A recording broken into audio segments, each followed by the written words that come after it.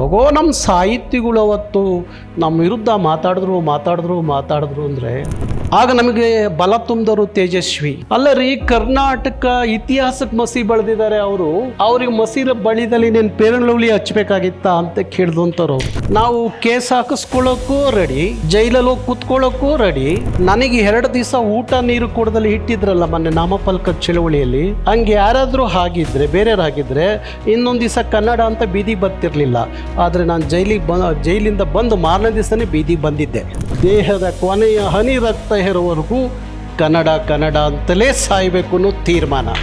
ಅದು ಬಿಟ್ಟರೆ ಬೇರೆ ಅಗತ್ಯ ಏನೂ ಬೇಕಾಗಿಲ್ಲ ನಮಗೆ ಅಂತ ಹೇಳಿ ನಾನು ಯಾವತ್ತೂ ತೀರ್ಮಾನ ಮಾಡಿದ್ದೀನಿ. ಇವತ್ತು IT-BT ಬಗ್ಗೆ ತುಂಬ ಜನ ಮಾತಾಡ್ತಾ ಇದ್ದಾರೆ. ಹಾಗಾಗಿ ಬಹುಶಃ ಇಂದೆಲ್ಲ ನಮ್ಮ ನಾಡಿನ ಹಿರಿಯ ಸಾಹಿತಿಗಳು ನಮ್ಮ ಕಾರ್ಯಕ್ರಮ ಕರೆದ್ರೆ ಬರ್ತಿರ್ಲಿಲ್ಲ, ಬಹುತೇಕರು ಬರ್ತಿರ್ಲಿಲ್ಲ. ನಮ್ಮ ಹುಡುಗರು ಶಾಸಕರ ಭವನದಲ್ಲಿ ಅವರಿಗೆ ಮಸಿ ಬಳಿದ್ಬಿಟ್ರು. 3 ಜನ ಮಾಜಿ ಶಾಸಕರು, ಒಬ್ಬರು ಹಾಲಿ ಮೇಯರ್ಗೆ. ತಗೋ ನಮ್ಮ ಸಾಹಿತಿಗಳು ಅವತ್ತು ನಮ್ಮ ವಿರುದ್ಧ ಮಾತಾಡಿದ್ರು ಅಂದರೆ ಅಷ್ಟು ಮಾತಾಡಿದ್ರು. ಆಗ ನಮಗೆ ಬಲ ತುಂಬಿದವರು ತೇಜಸ್ವಿ. ಅಲ್ಲ ರೀ, ಕರ್ನಾಟಕ ಇತಿಹಾಸಕ್ಕೆ ಮಸಿ ಬೆಳೆದಿದ್ದಾರೆ ಅವರು. ಅವ್ರಿಗೆ ಮಸಿ ಬಳಿದಲ್ಲಿ ನೀನು ಪೇರಲೌಲಿ ಹಚ್ಬೇಕಾಗಿತ್ತ ಅಂತ ಕೇಳಿದಂಥವ್ರು ಅವರು ನಮ್ಮ ಪರವಾಗಿ. ಆಮೇಲೆ ಅಲ್ಲಿ ಮೈಸೂರಿಂದ ದೇಜೋಗೋ ಮಾತಾಡಿದ್ರು. ಅವರು ಮಸಿ ಬೆಳೆದಿದ್ದು ನೀವು ಟೀಕೆ ಮಾಡೋದಾದರೆ ನನ್ನ ಕೈನು ಮಸಿ ಮಾಡ್ಕೋಬೇಕಾಗತ್ತೆ ಅಂತ. ಆಮೇಲೆ ನಮಗೊಂದಷ್ಟು ಆತ್ಮಸ್ಥೈರ್ಯ ಜಾಸ್ತಿ ಆಯಿತು. ಆಗ ಒಬ್ಬೊಬ್ಬರೇ ಮಾತಾಡೋಕ್ಕೆ ಶುರು ಮಾಡಿದ್ರು. ಹಾಗೆ ಆವತ್ತಿನಿಂದ ಇವತ್ತಿನವರೆಗೂ ಒಂದಷ್ಟು ಆಗಾಗ ನಮ್ಮ ಹಳ್ಳಿ ಕಡೆ ಒಂದು ಗಾದಿ ಮಾತಿದೆ, ಯಾವ್ಯಾವ ದೇವರಿಗೆ ಯಾವ್ಯಾವ ಪೂಜೆ ಮಾಡಿದ್ರೆ ತೃಪ್ತಿ ಆಗುತ್ತೋ ಆ ಪೂಜೆ ಮಾಡಲೇಬೇಕು. ಈಗ ನೀವು ಪ್ರಾಧಿಕಾರದ ಅಧ್ಯಕ್ಷರು, ನೀವು ಯಾವುದಾದ್ರು ಒಂದು ಪೂಜೆ ಮಾಡ್ಬೋದು, 2ನೇ ಪೂಜೆ ಮಾಡೋಕ್ಕಾಗಲ್ಲ. ನಾವು ಹಂಗಲ್ಲ, 2 ಪೂಜೆನೂ ಮಾಡ್ಬೋದು. ನಾವು ಕೇಸ್ ಹಾಕಿಸ್ಕೊಳ್ಳೋಕ್ಕೂ ರೆಡಿ, ಜೈಲಲ್ಲಿ ಹೋಗಿ ಕೂತ್ಕೊಳ್ಳೋಕ್ಕೂ ರೆಡಿ. ನನಗೆ 2 ದಿವಸ ಊಟ ನೀರು ಕೊಡದಲ್ಲಿ ಇಟ್ಟಿದ್ರಲ್ಲ ಮೊನ್ನೆ ನಾಮಫಲಕ ಚಳವಳಿಯಲ್ಲಿ, ಹಂಗೆ ಯಾರಾದರೂ ಆಗಿದ್ದರೆ ಬೇರೆಯವರಾಗಿದ್ದರೆ ಇನ್ನೊಂದು ದಿವಸ ಕನ್ನಡ ಅಂತ ಬೀದಿ ಬರ್ತಿರ್ಲಿಲ್ಲ. ಆದರೆ ನಾನು ಜೈಲಿಂದ ಬಂದು ಮಾರನೇ ದಿವಸನೇ ಬೀದಿ ಬಂದಿದ್ದೆ. ಹಾಗಾಗಿ 100 ಕೇಸ್ ಹಾಕಿರು, 100 ಸಲ ಜೈಲಿಗೆ ಕಳಿಸಿರು. ನಾವಂತೂ ಯಾವತ್ತೂ ತೀರ್ಮಾನ ಮಾಡಿಬಿಟ್ಟಿದ್ದೀವಿ, ದೇಹದ ಕೊನೆಯ ಹನಿ ರಕ್ತ ಇರುವವರೆಗೂ ಕನ್ನಡ ಅಂತಲೇ ಸಾಯಬೇಕು ಅನ್ನೋ ತೀರ್ಮಾನ. ಅದು ಬಿಟ್ಟರೆ ಬೇರೆ ಅಗತ್ಯ ಏನೂ ಬೇಕಾಗಿಲ್ಲ ನಮಗೆ ಅಂತ ಹೇಳಿ ನಾನು ಯಾವತ್ತೂ ತೀರ್ಮಾನ ಮಾಡಿದ್ದೀನಿ. ಹಾಗಾಗಿ ನನಗೆ ಯಾರ ಮುಲಾಜು ಇಲ್ಲ. ಹಾಗಾಗಿ ಇವತ್ತು ಒಂದು ಅದ್ಭುತವಾದಂಥ ಸಭೆ ಇದು. ಇಂಥದ್ದು ಇನ್ನೊಂದಷ್ಟು ಸಭೆಗಳು ಮಾಡುವ ಮುಖಾಂತರ ನಮ್ಮ ಹಂಪಿ ವಿಶ್ವವಿದ್ಯಾಲಯದಲ್ಲಿ ಏನು 3 ದಿನದ ಕಮ್ಮಟ ನಡೆಯುತ್ತೋ ಅದರಲ್ಲಿ ಅನೇಕರು ಸಹ ನೀವೆಲ್ಲರೂ ಭಾಗಿಯಾಗ್ತೀರಿ ಅಂತೇಳಿ ಅಂದ್ಕೊಂಡಿದ್ದೀವಿ. ಅದು ನಮಗೊಂದಷ್ಟು ಸಮಯವನ್ನು ಆ ಸಂದರ್ಭಕ್ಕೆ ನಿಮ್ಮ ಅಮೂಲ್ಯವಾದ ಸಮಯವನ್ನು ಕೊಡ್ತೀರಿ ಅನ್ನೋ ನಂಬಿಕೆ. ಇವತ್ತು ಬಹುಶಃ ಯಾರು ವಂದನಾರ್ಪಣೆಯನ್ನು ಮಾಡೋದು ಬೇಡ, ಸಮಯ ಆಗಿದೆ, ನಾನೇ ಹೇಳಿಬಿಡ್ತೀನಿ. ಆಯತ್ತು ಮಾಡ್ತಾರಾ? ನಿಗದಿಯಾಗಿದೆ. ಹಾಗಾಗಿ ಈ ಬೆಳಗಿನಿಂದ ಇಲ್ಲಿವರೆಗೂ ಬಹುಶಃ ಯಾರೋ ಹೇಳ್ತಾಯಿದ್ರು, ಅಶೋಕ ಹೋಟ್ಲು ಏನು ಇವತ್ತು ಬೋರ್ಲಿಂಗಯ್ಯನವರು ಸರ್, ಕನ್ನಡ ಸಾಹಿತ್ಯ ಪರಿಷತ್ ಒಂದು ಕಾಲಕ್ಕೆ ಅಲ್ಲಿ ಒಂದು 50-100 ಜನ ಅಲ್ಲಿ ಸೇರಿಬಿಟ್ರೆ ಅದೇ ಬೃಹತ್ ಸಮಾವೇಶ. ಇಲ್ಲ ಅದಕ್ಕಿಂತ ಒಂದು ಸ್ವಲ್ಪ ಜಾಸ್ತಿ ಅಂದರೆ ರವೀಂದ್ರ ಕಲಾಕ್ಷೇತ್ರ, ಅದೇ ಬೃಹತ್ ಸಮಾವೇಶ. ಆದರೆ ಪ್ರಪ್ರಥಮವಾಗಿ ಒಂದು 25,000 50,000 ಜನ ಸೇರಿಸಿ ಯಾವ ಅರಮನೆ ಮೈದಾನಲ್ಲಿ ಬರೀ ರಾಜಕೀಯ ಸಮಾವೇಶಗಳು ನಡೀತಿತ್ತೋ ಅಲ್ಲಿ ಕನ್ನಡದ ಸಮಾವೇಶಗಳು ನಡಿಬೇಕು ಅಂತ ಹೇಳಿ ತೋರಿಸ್ಕೊಟ್ಟವರು ಕರ್ನಾಟಕ ರಕ್ಷಣಾ ವೇದಿಕೆಯವರು ಸರ್. ಯಾಕೆ ಏನು ಇದು ಯಾರಪ್ಪನ ಆಸ್ತಿನ? ಕನ್ನಡಕ್ಕೆ ಯಾಕೆ ಸರ್?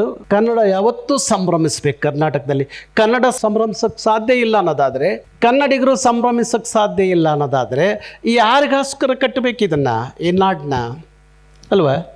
ನಾವು ನೋಡ್ತೀವಿ. ಈಗ ನಾನು ಅನೇಕ ಸಲ ಹೇಳ್ತಾ ಇರ್ತೀನಿ, ಯಾವ ಹೋಟ್ಲಿಗೆ ಹೋಗ್ರಿ, ಯಾವ ಸ್ಟಾರ್ ಹೋಟ್ಲಲ್ಲಿ ನೋಡಿ, ದೊಡ್ಡ ದೊಡ್ಡ ಮ್ಯೂಸಿಕಲ್ ಈವೆಂಟ್ಗಳು ನಡೀತಾವೆ, ನೀವು ನೋಡಬೇಕು. ಒಬ್ಬ ಕನ್ನಡದವನಿರಲ್ಲ, ಎಲ್ಲ ಬರೀ ಹಿಂದಿಯವರು ತುಂಬಿಕೊಂಡಿರ್ತಾರೆ.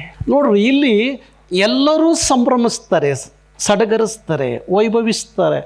ಆದರೆ ಕನ್ನಡದವ್ರು ಮಾತ್ರ ಎಲ್ಲೋ ಒಂದು ಕಡೆ ಕೂತ್ಕೊಂಡು ಕೊರಗ್ತಾರೆ, ಸೊರಗ್ತಾರೆ. ಯಾಕೆ ಕೊರಗಬೇಕು, ಯಾಕೆ ಸೊರಗಬೇಕು ಕನ್ನಡದವರು ಕರ್ನಾಟಕದೊಳಗಡೆ? ಹಾಗಾಗಿ ಕನ್ನಡ ವಿಶ್ವ ಭಾಷೆಗಳೇ ಒಂದು ಅದ್ಭುತವಾದಂಥ ಶ್ರೀಮಂತವಾದಂಥ ಭಾಷೆ. ಅದು ಯಾವತ್ತೂ ಸೊರಗಲೂಬಾರ್ದು, ಅದನ್ನು ಮಾತಾಡುವಂಥ ಕನ್ನಡಿಗರು ಯಾವತ್ತೂ ಕೊರಗಲೂಬಾರ್ದು. ಹಾಗಾಗಿ ಸಂಭ್ರಮಿಸಬೇಕು ಸಂಭ್ರಮಿಸಬೇಕು ಕನ್ನಡಿಗರು ಅನ್ನೋದೇ ಕಾರಣ. ಅದಕ್ಕಾಗಿ ನಾನು ಹೇಳ್ತಾ ಇರ್ತೀನಿ ನಮ್ಮ ಕಾರ್ಯಕರ್ತರಿಗೆ, ಎಲ್ಲಿ ಇಂಥ ತೊಲೆ ಆಗಬೇಕು ಅನ್ನೋದು ಏನೂ ಇಲ್ಲ. ಈ ಅಶೋಕ ಹೋಟ್ಲಲ್ಲಿ ಸುಮಾರು ಒಂದು 20 ಸಭೆ ಮಾಡಿದ್ದೀವಿ.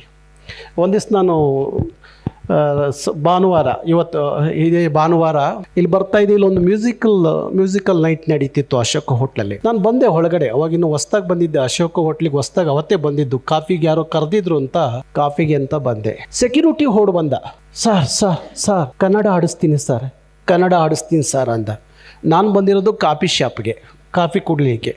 ಅವನು ಕನ್ನಡ ಆಡಿಸ್ತೀನಿ ಸರ್ ಅಂದ. ನನಗೆ ಅರ್ಥ ಆಗ್ತಾ ಇಲ್ಲ, ಇದೇನು ಇವನು ಏನು ಹೇಳ್ತವನೆ ಅಂತ. ಸಾರಿ ಸರ್, ಕನ್ನಡ ಆಡಿಸ್ತೀನಿ. ನಾನು ಸ್ವಲ್ಪ ಒಳಗಡೆ ಬಂದೆ, ಒಂದು ಸ್ವಲ್ಪ ಹಿಂದಿ ಹಾಡು ಆಡ್ತಿದ್ದು ಕೇಳಿಸ್ತು. ಸರ್ ಒಂದೇ ನಿಮಿಷಕ್ಕೆ ಸ್ಟಾಪ್ ಮಾಡಿಬಿಟ್ರು, ಕನ್ನಡ ಪ್ರಾರಂಭ ಮಾಡಿದ್ರು. ನಾನು ಹೋಗಿ ಕಾಫಿ ಶಾಪಲ್ಲಿ ಕುಡಿದು ಬರೋದ್ರೊಳಗಡೆ ಏನು ಕನ್ನಡ ಹಾಡು ವಿಜೃಂಭಿಸ್ತಿತ್ತು ಅಶೋಕ ಹೋಟ್ಲಲ್ಲಿ. ನಾನು ಮೊನ್ನೆ ದೆಹಲಿಗೆ ಹೋಗಿದ್ದೆ. ಬೆಂಗಳೂರು ಬರುವಾಗ ವಿಮಾನದಲ್ಲಿ ಇಂಟರ್ನ್ಯಾಷನಲ್ ಏರ್ಪೋರ್ಟ್ ಅಂತ ಹೇಳಿದ್ರು. ನಾನು ಕರೆದೆ, ಗಲಾಟೆ ಮಾಡಿದೆ ಏರ್ಪೋರ್ಟಲ್ಲಿ, ಫ್ಲೈಟಲ್ಲಿ ಗಲಾಟೆ ಮಾಡಿದೆ. ಕೆಂಪೇಗೌಡ ಇಂಟರ್ನ್ಯಾಷನಲ್ ಏರ್ಪೋರ್ಟ್ ಅಂತ ಹೇಳಬೇಕು ನೀನು, ಇಲ್ಲ ಅಂದ್ರೆ ನಾನು ಬಿಡೋದಿಲ್ಲ, ಕೂಗಾಡ್ಬಿಡ್ತೀನಿ. ಹೇಳಿಸ್ದೆ, ಬಿಡಲಿಲ್ಲ. ಹಂಗೆ ಹೋಗಿದ್ದ ಕಡೆ ಬಂದಿದ್ದ ಕಡೆ ನಾವು ಯಾರ ಜೊತೆಯಲ್ಲೂ ರಾಜಿ ಮಾಡ್ಕೊಳ್ಳಲ್ಲ ಕನ್ನಡದ ವಿಚಾರದಲ್ಲಿ. ಅದಕ್ಕೋಸ್ಕರ ಅಲ್ಲಿ ನಾವು ಹೋಗ್ತೀವಿ ಅಂದರೆ ಅಡ್ವಾನ್ಸಾಗಿ ಕನ್ನಡ ತಾನಾಗಿ ಬಂದ್ಬಿಡುತ್ತೆ. ಅದಕ್ಕೋಸ್ಕರ ಇವತ್ತು ಭಾರಿ ಒಳ್ಳೆ ಸಭೆ ಆಯಿತು. ನಾವೆಲ್ಲ ಒಂದು 5 ಗಂಟೆ 5:15 ಮುಗಿಸ್ಬಿಡ್ತೀವಿ ಅಂತ ಹೇಳಿದ್ದು. 7 ಗಂಟೆ ಆದರೂ ನೀವು ಇಷ್ಟೊಂದು ಗಟ್ಟಿಯಾಗಿ ಕೂತಿದ್ದೀರಿ ಅಂದರೆ ನೋಡಿ ಇಲ್ಲಿ.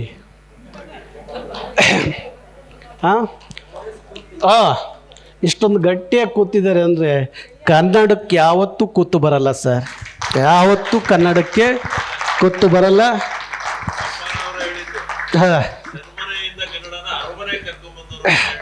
ನಮ್ಮ ಸಮಾವೇಶದಲ್ಲಿ ಅವ್ರು ಹೇಳಿದಂಥ ಮಾತು. ಹಾಗಾಗಿ ಪಾಪ ಅವರು ಈಗ ಒಂದು 18-20 ವರ್ಷದ ಹುಡುಗರ ಥರ ವೇದಿಕೆಯಲ್ಲಿ ಬಿಡು ಅಂತ ಹೊಡಾಡ್ತಾ ಇರ್ತಾರೆ. ನಮಗೆ ಅವ್ರು ನೋಡಿದಾಗೆಲ್ಲ ನಮ್ಮ ಬ್ಯಾಟ್ರಿ ರೀಚಾರ್ಜ್ ಆಗುತ್ತೆ. ಹಾಗಾಗಿ ಭಾರಿ ತುಂಬ ಜನ ಬೆಳಗಿನಿಂದ ಮಾತಾಡಿದ್ದು ಎಲ್ಲ ಸಂಗ್ರಹ ಆಗಿದೆ. ಮತ್ತೊಮ್ಮೆ ನಾನು ಅದನ್ನು ಕೂತ್ಕೊಂಡು ನೋಡ್ತೀನಿ.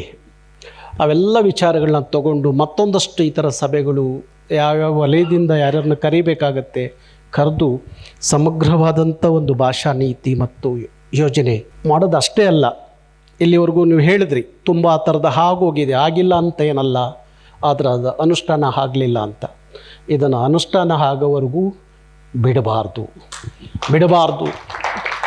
ಆ ಥರದ ಒಂದು ತೀರ್ಮಾನಕ್ಕೆ ನಾವು ಬಂದಿದ್ದೀವಿ. ಹಾಗಾಗಿ ಮತ್ತೊಮ್ಮೆ ನಿಮಗೆಲ್ಲರಿಗೂ ವಂದಿಸಿ ನನ್ನ ಮಾತಿಗೆ ವಿರಾಮ ಕೊಡ್ತೀನಿ. ಎಲ್ಲರಿಗೂ ಶರಣು. ಕರ್ನಾಟಕದಲ್ಲಿ ಕನ್ನಡಿಗನೇ ಸಾರ್ವಭೌಮ.